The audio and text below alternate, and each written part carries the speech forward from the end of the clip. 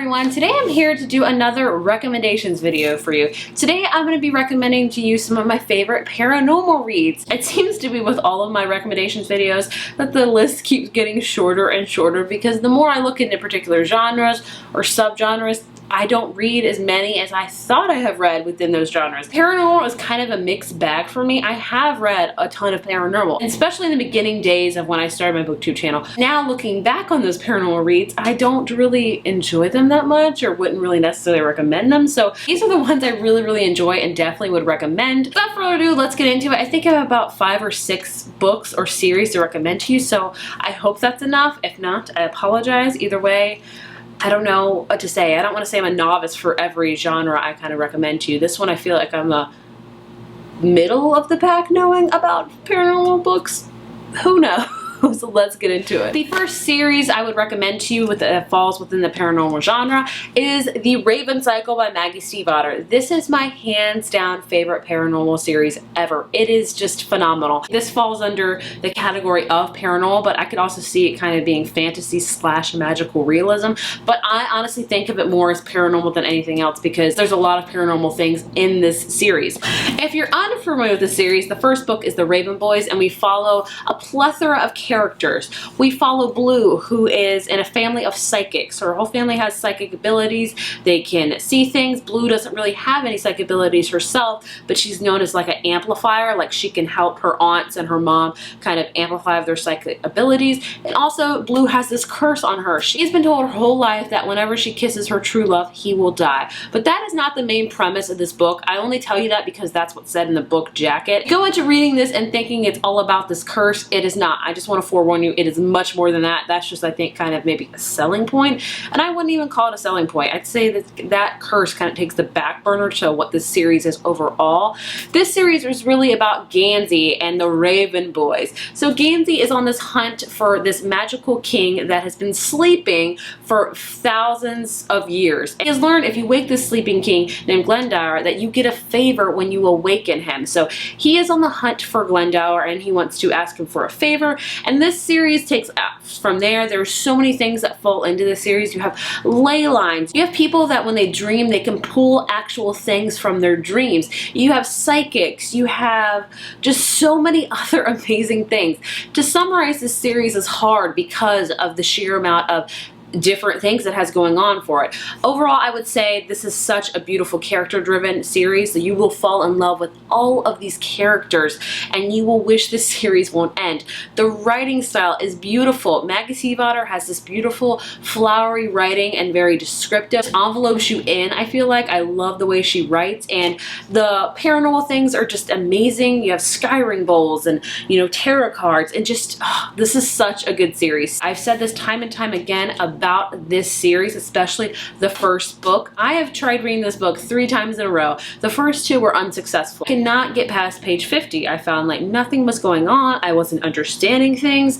And then the 3rd time I pushed through, and when it got past to page 100, the book got amazing. So I tell you this, and like I tell everybody, to push past the first 100 pages. There's a lot of groundwork that needs to be covered in these first 100 pages, and it moves slow, and you're probably, like myself, going to be like, what's going on? I don't understand anything that's going on in this book. Nothing's making sense. Trust me, after the first 100 pages, it gets amazing, and it is well worth it. Trust me on that. So just know the first 100 pages aren't the best, but man, when you read the first 100 pages, you're going to want to read every single other book in this series because they are just amazing and beautiful. So yeah, you can't already tell. This is my favorite paranormal series. Highly recommend. Now, Maggie Stiefvater, who also wrote the Raven Cycle series, has also written another series. It was her first series ever, or it was a trilogy actually, and it's called the Wolves of Mercy Falls trilogy. I read this series a long time ago, before I was ever even on BookTube, and I fell in love with it. I love that trilogy to pieces.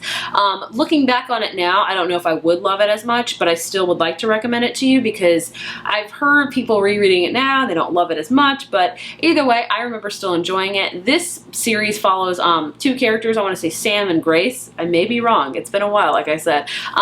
And Sam is a werewolf and Grace falls in love with him, and it's all about really werewolves and learning how you become one and how you deal with one and falling in love with a werewolf.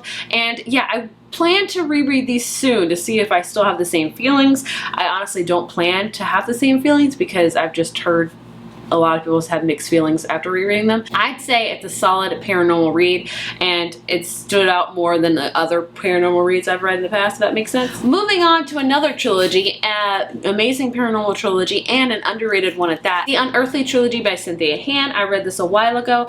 These books are amazing, and they're so underrated. I feel like no one has read them, and I remember loving them so much. And I think even if I would reread them now, I would still love them just as much. This whole series follows our main character, Clara, and she has learned that she is part angel, and within that she learns that she has this mission. Every part angel starts getting these visions at a certain age of what their mission is going to be. So this whole series is her really trying to figure out what her visions mean and what her purpose is meant to be on this earth, because every angel is meant to have a purpose and they're supposed to do something or save something and have that nature. So it's all about Clara learning how she's part angel, how she has these visions that you're going to see a lot in the series, and how she's also dealing with her love life that's going on that's kind of haywire at some points, because that's how series go. And it's dealing with her family, and it's just a really overall amazing trilogy. I recommend them all. I think they're all amazing, and I wish more people would read them. I think this is such a solid trilogy. Like, I love every single one of these books in this trilogy, and I would definitely recommend it. Speaking of another underrated trilogy, I would like to talk about the Shade series by Jerry Smith Reddy. I don't own any of these books because I borrowed them from the library. I need to own them, honestly. This is another paranormal series, but this one it talks more about ghosts. In this series, it's hard to explain because it's been a long time since I've read it, honestly, but I think if you're a certain age, you can see ghosts. Like, you are able to talk to ghosts, you can see them whenever, and you can have people that you know kind of come back to visit you. In this book, we follow a girl, I forget her name, but her boyfriend, I think his name's Logan, had just recently died, and he actually comes back to visit her a lot, and they still are trying to be together even though he's dead, and she's obviously not, but there's problems within that because she meets another boy, and it's all about learning about ghosts and how you can really see them, and how some ghosts like to stay on this earth, you know, and there are some people that, you know, want to be free and want to, like, eventually move on from this place. And it's just a really, really interesting read, and I would definitely recommend it because it's not a scary ghost book at all, because I know when you think of ghosts, you think of scary. This is not one at all. I'd say it's more like a ghost slash almost contemporary series, but still falls within the paranormal genre. Either way, I would recommend it, and it's definitely underrated. The covers, they're not great. I'm not gonna lie to you. They're not the best covers, but the books are really, really good. The next series I want to talk about is one that's probably inevitable. You're probably sitting here waiting for it. And I really debated on putting this on here or not because everyone has such mixed feelings about this series. And of course, I'm talking about the Twilight saga. It's hard. It's hard not to talk about this series, in my opinion. I feel like I just have to talk about Twilight because I have such fond memories of it when I was younger. I read this series around 14 or 15, I want to say. This is really, I think, what helped YA boom, and I'm grateful for it. Looking back on it now, I'm pretty sure if I would reread these books, I would be like, why? Why did I like you? Why? We have different ideas when we're young. That's just bottom line.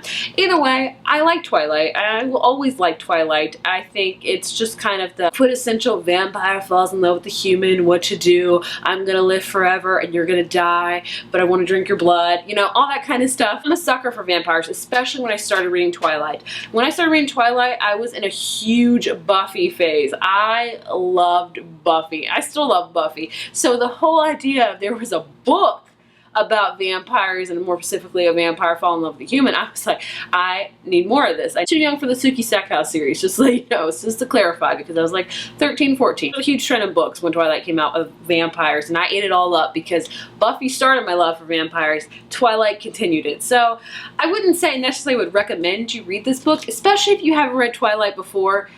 I don't know. Would I recommend it? I don't know. It's a fun ride. Like, go into it not expecting much, just expecting, you know, to have a good time, I guess. I still like Twilight. I don't like the fourth book, though. No, I can't deal with the fourth book. Speaking of vampires, the other vampire book I would like to recommend to you is Jessica's Guide to Dating on the Dark Side by Beth.